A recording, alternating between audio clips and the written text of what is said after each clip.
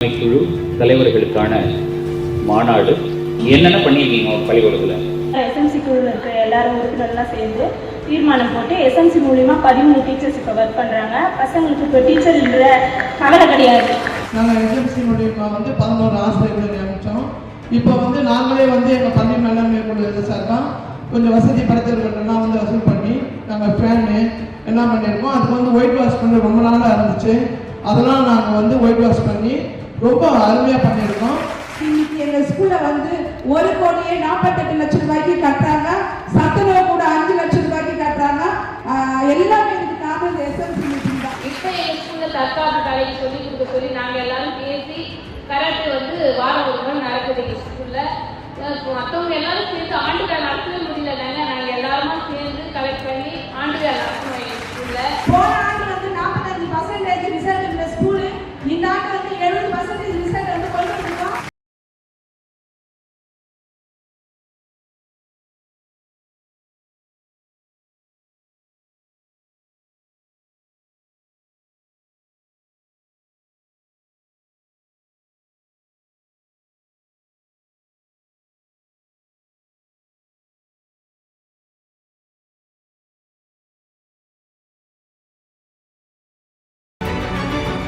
நாங்கள் புதுசாக ஒரு எஸ்எம்சி மூலமாக ஒரு நூலகம் ஒன்று அமைச்சிருக்கோம். அந்த அமைப்பில் எங்கள் எஸ்எம்சி உறுப்பினரே அவங்க ஒரு அலுவலராக போட்டு அவங்க நல்லபடியாக பணியாற்றுற மாதிரி அவங்கள ஏற்பாடு பண்ணி செஞ்சுருக்கோம். நாங்கள் எஸ்எம்சி மூலமாக பஞ்சாயத்து எல்லாத்துக்கும் சொல்லி ஒரு கேமரா ஏற்பாடு பண்ணி 11 கேமரா ஸ்கூலில் வச்சுருக்கோம். இப்போ எங்கள் பிள்ளைங்க எந்த தொந்தரவும் இல்லாமல் நல்லபடியாக படிக்கிறாங்க. அதே மாதிரி எங்கள் பள்ளிக்கூடத்தை முதல்ல ஒரு அறிவியல் ஆய்வு இருந்தது, பழுதடைந்து இருந்துச்சு. அப்போ நாங்கள் எஸ்எம்சி மூலமாக அந்த அறிவியல் ஆய்வு கொடுத்து இப்போ நல்லபடியாக புதுப்பிச்சு பொதுமக்களாக எங்களுக்கு எஸ்எம்சின்னு போய் கேட்டோன்னே எங்களுக்கு உதவி பண்ணி அறிவியல் ஆய்வு கொடுத்து எங்களுக்கு நல்லபடியாக செஞ்சு கொடுத்தாங்க.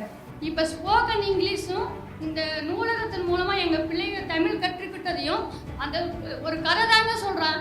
அவன் கதை சொன்ன மாதிரி அனைத்து பேரையும் அவன் கவர் பண்ணுறான். எங்கள் குழந்தைங்க தரையில் அமரக்கூடாது. 7.5 லட்சம் செலவில் அழகான தரமான பெஞ்ச் வசதி செய்யப்பட்டுள்ளது. அதே மாதிரி ஃபஸ்ட் ஸ்டாண்டில் எங்கள் ஸ்கூலில் சேர்றவங்களுக்கு ஒரு கிஃப்ட் கொடுப்போம். அது மட்டும் இல்லாமல் பக்கத்தில் இருக்கிற கிராமங்களில் இங்கெல்லாம் அதிக குழந்தைகளை இப்போ எங்கள் ஸ்கூலில் சேர்க்கறதுக்கு நான் வீடு தோறும் போய் சொல்லிட்டு இருக்கேன். சிங்கிள் பேரண்ட்ஸ் இருப்பாங்கல்ல, அவங்கள எல்லா குழந்தைங்களையும் வருடத்துக்கு 1000 ரூபாய் வீதம் நாங்கள் எஸ்எம்சி சார்பாகவும் எங்கள் ஊர் மக்களின் பொதுமக்கள் சார்பாகவும் அந்த குழந்தைகளுக்கு என்ன தேவையோ அதை செய்யறதுக்கு நாங்கள் ஏற்பாடு செஞ்சு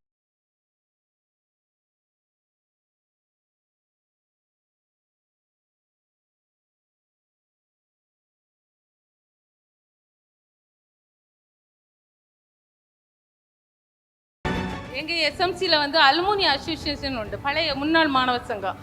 அவங்க வழியாக நாங்கள் ஜிபிஎஸ் பெருஞ்சிலம்புக்கு 10 பெஞ்சு ஸ்பான்சர் பண்ணியிருக்கோம். புதிய டாய்லெட் கட்டினோம். இப்போ இவங்க சொன்ன மாதிரி எஸ்எம்சியில் நம்ம கொஞ்சம் ஃபண்டு வரும்ல, அப்போ அதில் கொஞ்சம் பேலன்ஸ் பைசா இருக்கணும் மேம் சொன்னாங்க. நாங்களும் கலெக்ட் பண்ணி இன்டர்லாக் போடலாம் அப்படின்னு உள்ள பிளானில் இருக்கோம்.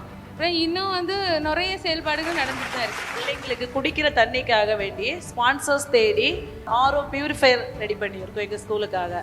இப்போ ரீசெண்டாக ஸ்டீலில் பெஞ்சு டெஸ்க் எல்லாமே எங்கள் பிள்ளைங்களுக்கு நாங்கள் வாங்கி தந்திருக்கோம். இனி அடுத்தால அந்த வாட்டர் இன்னும் ஃபுல்ஃபில் ஆகலை. அதுக்காக வேண்டி எஸ்எம்சி மெம்பர்ஸ் எல்லாம் சேர்ந்து இன்னும் 2000 லிட்டர் வாட்டர் டேங்க் வைக்கிறதுக்காக பிளானிங் நடந்துட்டு இருக்குது. சீக்கிரமாக இன்னொரு 1 வீக்கில் ரெடி பண்ணி வச்சுடுவோம்.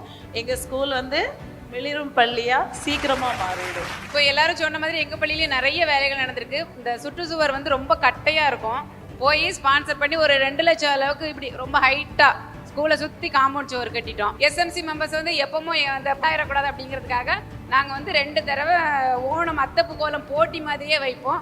ரொம்ப நல்லா இருக்கும். அது எல்லா பிள்ளைங்களும் கலந்துப்பாங்க. எஸ்எம்சி மெம்பர்ஸும் கலந்து பரிசு கொடுப்போம் அதில். அது ரொம்ப நல்லா இருக்கும். அப்போ எங்களுக்கு ஒரே ஒரு பில்டிங் 3 கிளாஸ் ரூம்ஸ் இருந்துச்சு, ஒரு தலைமை ஆசிரியர் ரூம் இருந்துச்சு, இவ்வளோதான் இருந்துச்சு. இப்போ எங்களுடைய 2 பிள்ளைங்களோட இருந்த இப்போ பள்ளி இப்போ சுமார் 80 பிள்ளைகளோட வளர்ச்சி அடைந்திருக்கு. போன வருடத்தில் நாங்கள் ஐஎஸ்ஓ சர்டிஃபிகேஷன் வாங்கினோம். எங்கள் ஸ்கூலுக்கு எல்லா பிள்ளைகளுக்கும் ஒரு வகுப்பு வேணும் அப்படிங்கிற குறிக்கோளோட எங்களுக்கு நிறைய இடம் கிடையாது.